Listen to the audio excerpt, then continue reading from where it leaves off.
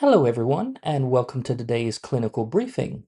Today, we're going to look at one of the most significant bottlenecks in modern behavioral health and primary care settings, the intake process.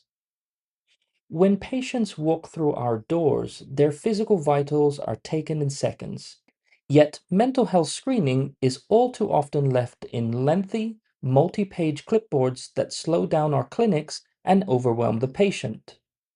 Today, we're going to master the PHQ-4, an ultra-brief, psychometrically validated screening tool manually designed specifically for rapid mental health triage.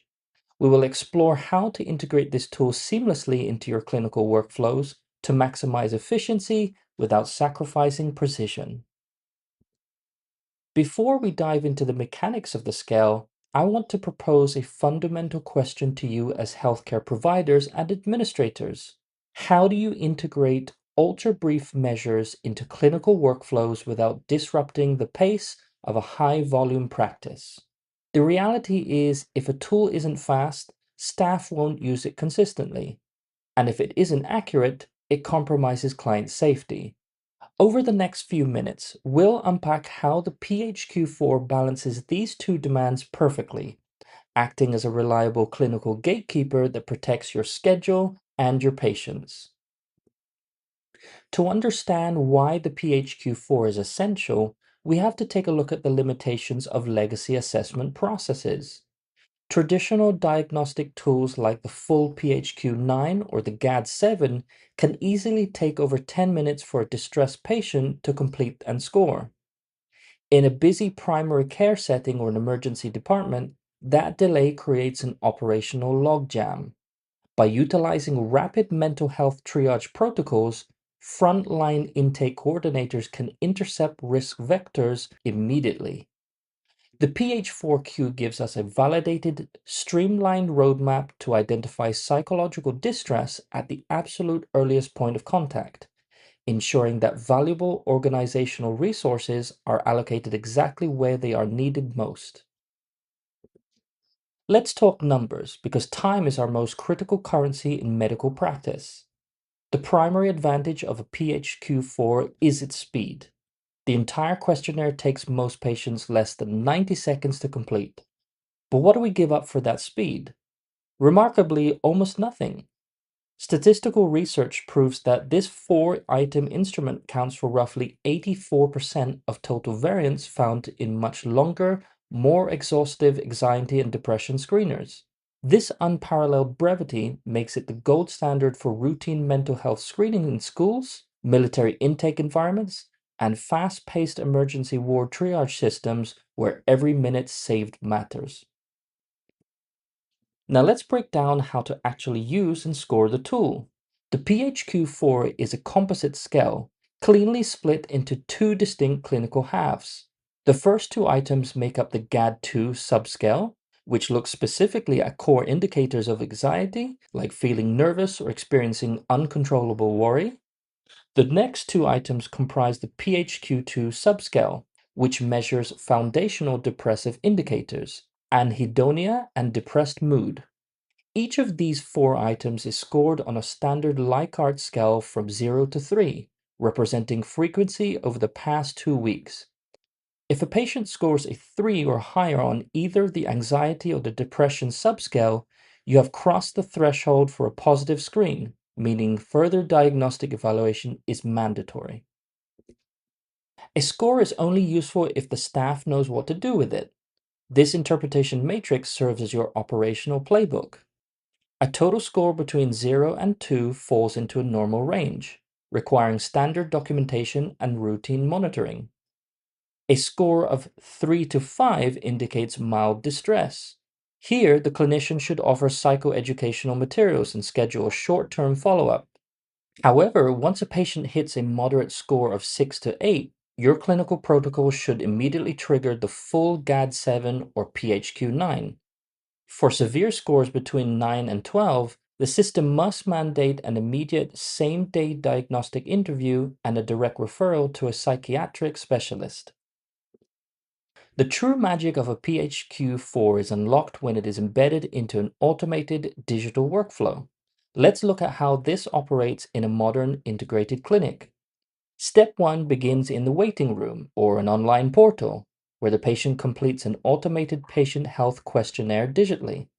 Step 2 happens instantly. The system auto-calculates the scores and applies our logic thresholds. Step 3, if a score is elevated, an alert is sent straight to the provider's dashboard. Finally, in step 4, the clinician reviews these insights before stepping into the room, enabling them to build a targeted care path and issue referrals during the very same visit. To ground this in reality, let's look at a practical case study from the field. Dr. Miller, an integrated clinical director, was dealing with severe systemic bottlenecks. Her team was using generic, non-validated paper intakes that routinely missed underlying panic, anxiety, and depressive trauma variables. By implementing automated patient health questionnaires at check-in, her triage team intercepted a 30% increase in moderate to severe distress cases that had previously slipped through completely unnoticed. Furthermore, by anchoring this data within a secure client progress tracking platform, she was able to display undeniable recovery metrics to her board of directors. Transitioning from paper clipboards to digital infrastructure completely changes your practice dynamics. By leveraging all-in-one clinical intake software, you accomplish three critical operation goals simultaneously. First, digital intake forms collect patient metrics effortlessly before they ever sit down in the waiting room. Second, it streamlines psychiatric intake workflows by using automated logic to instantly flag high-risk individuals for immediate attention. And third, it centralizes data safely, ensuring that clinical reporting, mental health billing, and front desk scheduling systems speak to one another seamlessly. We must remember that clinical triage is a movie, not a static photo.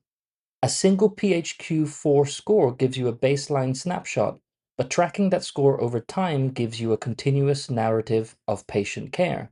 By re-administering this ultra-brief tool at regular intervals, such as week 6 and week 12, your practice can generate visual progress charts like the one on this slide. This visual feedback loop serves two purposes. It clinically validates that your treatment interventions are working, and it provides concrete, data-driven proof of efficacy for insurance compliance and clinical timekeeping. As we implement these digital tools, data privacy and security must remain our top priorities. Behavioral health information is highly sensitive, and compliance is entirely non-negotiable. When managing these triage workflows, your software must utilize HIPAA-compliant documentation and storage with end-to-end encryption.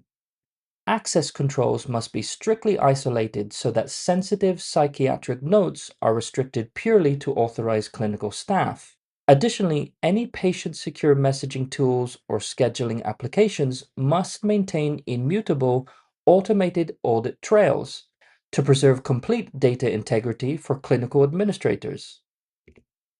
When you're looking to adopt a system for your practice, you should look for an all-in-one clinical intake software that actively eliminates administrative friction rather than creating it. Avoid systems that isolate your clinical notes from your back office operations. Your platform should effortlessly fuse clinical intake workflows, behavioral health EHR capabilities, and scheduling protocols in a single interface. By choosing a unified platform, you handle the technical heavy lifting automatically, giving your clinicians their time back to focus entirely on delivering compassionate, personable face-to-face patient care. As we begin to wrap up today's presentation, let's review core takeaways that you can take back to your practice immediately. First, remember that the PHQ-4 is a highly efficient, validated 90-second primary tool for anxiety and depression screening. Second, subscale scores of 3 or higher represent a positive risk factor that mandates immediate clinical follow-up. Third, standardized severity categories create objective, reliable triage paths for staff. Fourth, automation completely eliminates manual scoring errors by securing data. And finally, tracking these metrics directly elevates long-term patient recovery outcomes. If you're ready to modernize your clinic, reduce administrative burdens, and optimize your triage workflows safely, the path forward is straightforward. We invite you to experience our all-in-one case management platform firsthand. By signing up for a free 21-day trial, you can test our digital intake forms, secure messaging systems, and clinical charting dashboards in real time. There's no credit card required to start, allowing you to deploy a fully secure, HIPAA-compliant digital infrastructure for your practice today. Once you click the link, you'll be brought to this page. Just enter your first name, last name, and email, as well as your organization name, and select your practice area. We also recommend that you enter a phone number. Let's take a look at how easy it is to create, edit, and send a form in Case Management Hub. Step 1, from the sidebar, click the Forms module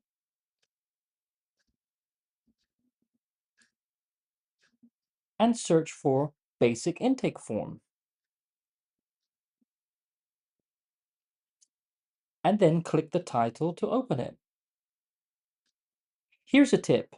Forms with a padlock are master templates provided by Case Management Hub to help you get started. You can easily customize these to make them your own.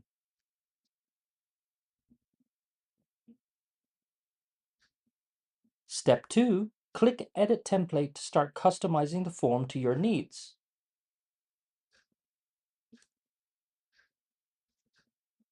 Here's a tip. You can add new form fields using the right sidebar. Just drag them straight into your form.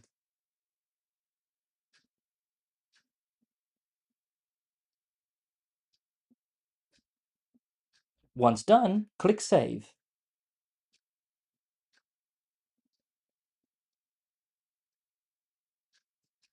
Step 3, select a client to start filling out a form on their behalf.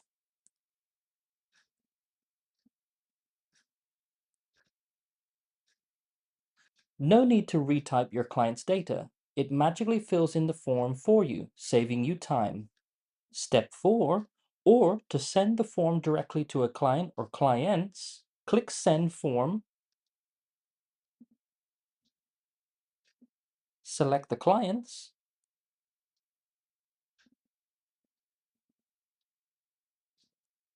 and then click Send. Tip: you can send forms to a client that are not yet on Case Management Hub, or what we call external recipients, by clicking Add Recipient and filling out their email, first name, and last name.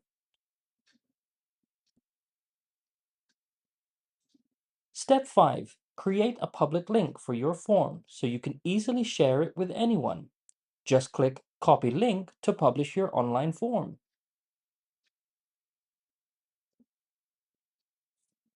A link will automatically be created for you, but you can always edit this and other form settings even after creating the online form.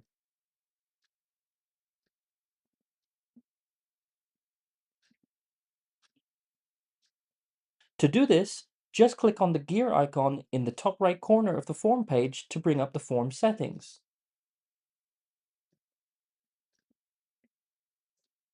And don't forget to like this video, as it lets me know that you've received value from it. You can also subscribe to the channel so you don't miss great content like this one.